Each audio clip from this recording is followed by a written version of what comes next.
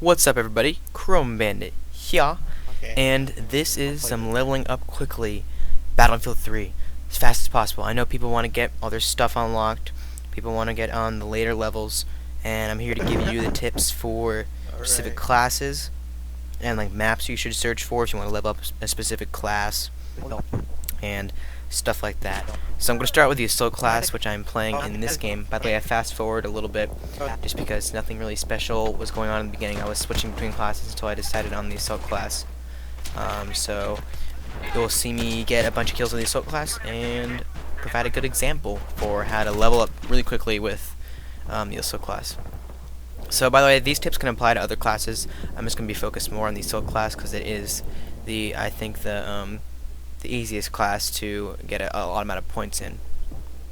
So it's the medic class basically. You can get a lot of points very quickly by reviving your teammates. Good weapons, the assault rifles all around, and maps I would play are mostly infantry-based maps. For example, this map does not have a lot of vehicles on it. It has like one tank for each side, one helicopter for each side, so people will mostly be on the ground. So you'll be very infantry-based, and it's just smarter just to use an infantry class such as this one where you can heal yourself and revive your teammates than, for example, play as like an engineer where you would be using your rockets to kill all the tanks, yes, but you would either run out of ammo or not have enough range or health to deal with multiple enemies. So I think this is the best class for multiple infantry confrontations. And as far as sniping goes, sniping doesn't usually net you a lot of points until you lock the MAV. It's the micro air vehicle.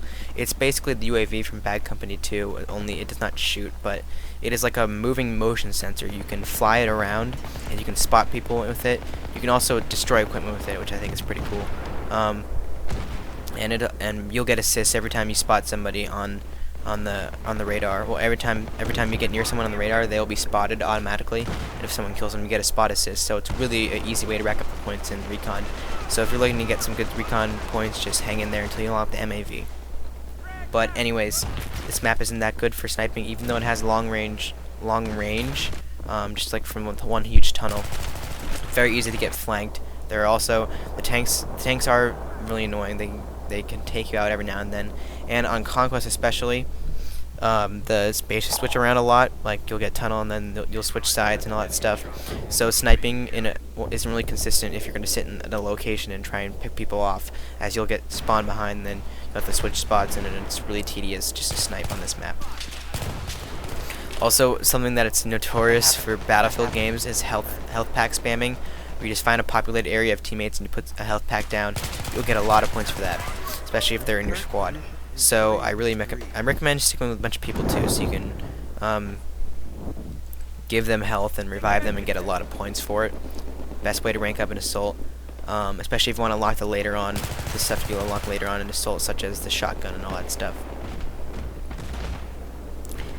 So I would have to say maps that I would play for Assault would be Operation Metro, Damavan Peak, which is the one I'm playing right here, and I think I'm pronounced this terribly wrong. Sign Crossing, which is the map in the small city where you start out on one side, you start out running over a bridge. That's a good infantry map. Aren't too many vehicles, a lot of close, tight quarters. Good to have a nice assault automatic weapon at your hand and some health packs, because you're going to be getting pretty low health every time you one-on-one somebody. So that's about it for the Assault class. If you're interested in some other classes, stick around. I'm talking about Engineer class next. So the Engineer class is, I would say, one of the most fun classes to use because of the equipment it has.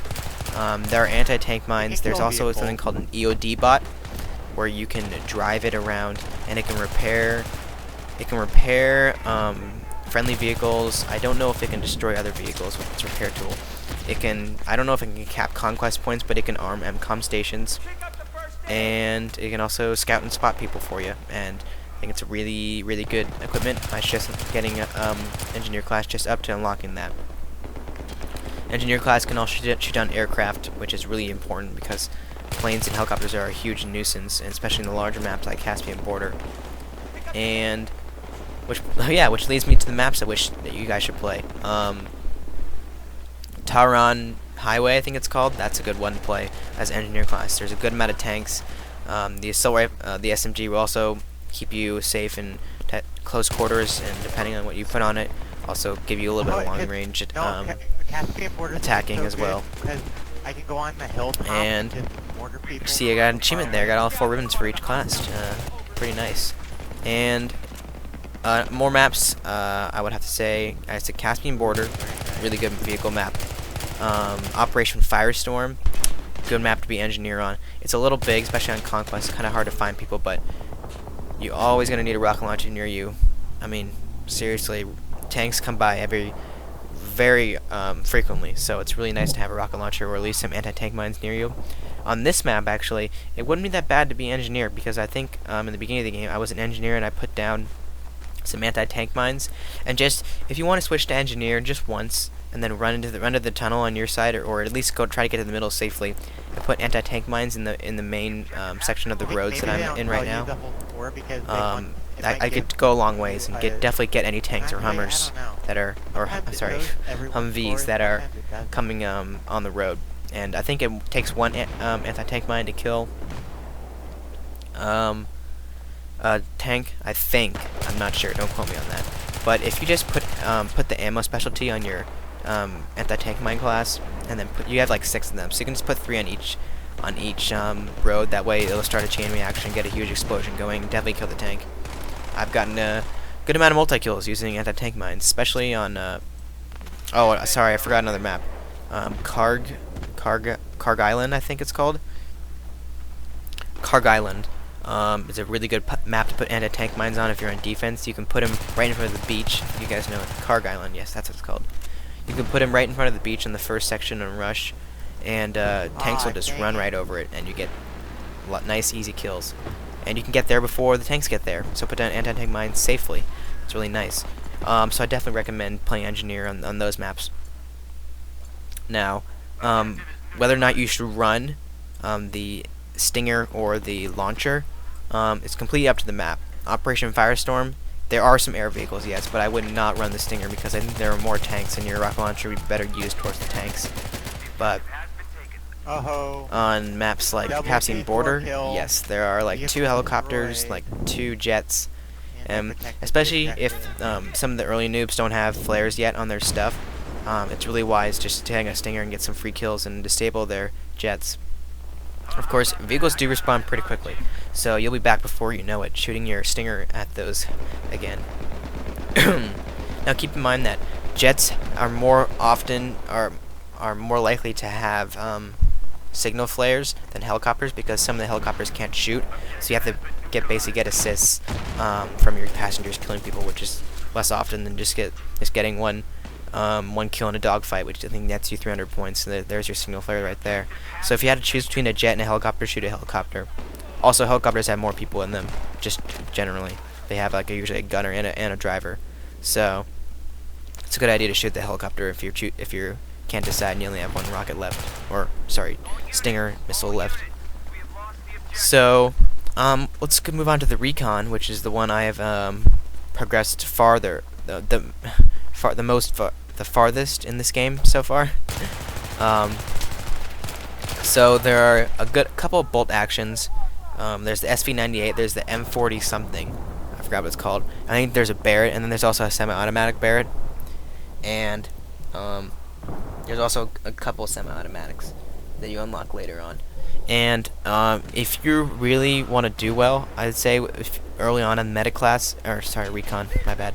I suggest taking the scope off of a semi-auto and just using it like a semi-automatic assault rifle. I find much better results when I do that until I unlock my SV98, which is the bolt action. And then I can start using more longer range scopes and start actually sniping rather than using the semi-auto. I did use the scope on the semi-autos a little bit. It's okay, but I just don't like how it takes so many shots to kill one person. It makes long range sniping very annoying, because the minute someone gets hit, they're not gonna sit there and let you keep hitting them. They're gonna move. So it's annoying to get kills long range with semi-automatic snipers. And something else you unlock right before you unlock the MAV is a laser designator, where it's like basically a kind of little turret, I guess, and you can put it down somewhere. You can either manually aim it or it will do it by itself. And any vehicles that air vehicles count as well that go near it. It takes like 2 seconds, and it'll lock onto it, and it'll paint it with a laser designator. And so that's basically how you lock on aircraft. People are wondering why there weren't tracer darts in this game. Well, the Recon has the tracer dart in that. They have the laser designator. It's called SOFLAM. They have this. I'm probably pronouncing wrong again. They have the SOFLAM, and so they can just they can also paint air vehicles, which is really cool because then you can use a javelin to lock onto it. Of course, the javelin does take a little bit of leveling up in the engineer class to unlock, and I'm pretty sure you can only lock on with the javelin. So SOFLAM isn't really useful right now in this stage of the game because not many people upgraded the engineer class to get javelin. But I suggest in about a month or two, I think people will know about it and have their engineer class leveled up enough so that they can actually use the SOFLAM effectively. One thing I find a little bit annoying about the SOFLAM is that it takes a little bit to set down and then it takes some time to look into it, and your character's like your character is vulnerable this entire time. So I suggest putting it down somewhere and then hitting B or hitting your exit button where you normally exit out of vehicles to get out of it, going and hiding somewhere, and then you can pull out this looks like a GPS, I guess, and then you'll control it from a distance. So that's what I also like to do with the MAV. I don't just like to sit in a building and then pull it out. I like to put it down somewhere, and then get out of it, and then go hide behind a rock or somewhere, and then get back in, and then pull out your GPS and get back into it. It's much easier to navigate and not be worried about being shot in the back with it. And the MAVs also can see thermal, and which is really helpful for finding enemies in a good squad. If someone has an MAV in Recon, it was literally like a moving motion sensor, and all it takes is a Recon guy sitting in the back. Every now and then he pulls it out, and he can just scout an area for his teammates. Like you don't even need to go around another corner without realizing if someone's there or not. It's really cool. And when the sniper's done, they can set down the MAV somewhere safe on top of a building or something, and then go back to their sniping, and then go back if their teammates need it. It's really awesome. You can also hack equipment with it, and I don't know. I haven't used it yet because I haven't actually found any equipment. But I'm assuming it either blows it up or it hacks it like in Call of Duty, where if you hack something, it's now your property. So like a claymore or anti-tank mine will turn into your claymore or anti-tank mine, or you'll just destroy it. I don't know. But I'd like to try that out. If anyone knows, you could post something in the comments. If anyone has any tips at all, I'd love to hear them. If you can send me a private message, then I'll add it to the description, or you can just comment right there. And by the way, that is a lie. There's not one person on the team. It's just a glitch. I'm trying to get my friend to join so we can play. So I think you're coming up at the end of this. I didn't really go over support. I can go over it very quickly. Support can be very good. You just need to level it up very highly. Once support gets on later on, they are very good. But for the beginning, support is mostly anti-infantry. It's very nice to lay down suppressing fire because you do get suppression points with those LMGs because they have a lot of bullets in them. Much easier to get suppression points. But later on, stuff you unlock in the support are mortars, which are very cool. They have a really short range, but they don't have a really short range. They have a really short radius, so you basically have to hit someone right on, and they do moderate damage to vehicles, but it is very cool. It's very long range. It's very like the support class. You also unlock claymores, and you can get 2 of them. So you can put those down also for support and for defending. So I hope you guys enjoyed. Level up fast. I want everyone to be 45 by the time this is over. And hope you guys enjoyed. Hope you guys learned something. Alright, good luck on the Battlefield 3. I'll see you out in the battlefield. Peace.